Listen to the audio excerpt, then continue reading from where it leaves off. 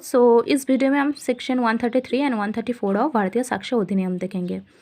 पिछले वीडियो हम सेक्शन 132 देखा था और मैंने बोला था कि प्रोफेशनल कम्युनिकेशन सेक्शन 132 से 134 तक कवर किया है।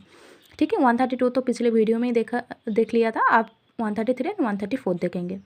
तो सेक्शन 133 क्या बोल रही है कि if any party to a suit gives evidence therein at his own instance or otherwise, he shall not be deemed to have consented thereby to such disclosure as is mentioned in section 132।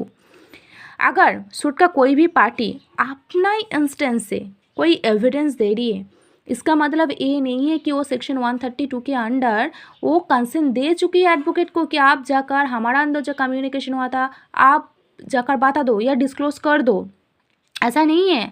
ठीक है, and if any party to a suit or proceeding calls any such advocate as a witness, he shall be deemed to have consented to such disclosure only if he questions such advocate on matters which but for such question he would not be at liberty to disclose। मतलब आप एक advocate हो, मैं आपका client हूँ। ठीक है, अगर मैं आप ही कोई एज अ विटनेस अगर कॉल कर लिया तो आप उस टाइम भी आपके पास ना कोई भी you are not allowed to disclose anything. अगर मैं जो टॉपिक पर क्वेश्चन करूँगी सिर्फ उस टॉपिक पे आंसर देने के लिए आप अलाउ हो, अदरवाइज नहीं है, यही बोल रही है।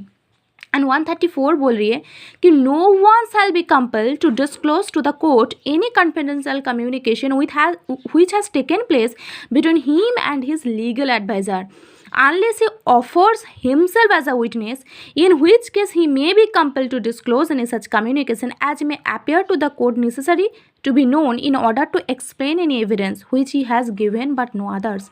मतलब आप एक लीगल एडवाइज़र हो और मेरे में और आपका अंदर एक कम्युनिकेशन हुआ था, तो जब तक ना मैं खुद को एज अ विटनेस ऑफर कर लूँ तब तक कोई भी कंपेल नहीं है ऐसा कोई भी कॉन्फिडेंशियल कम्युनिकेशन के बारे में बताने के लिए।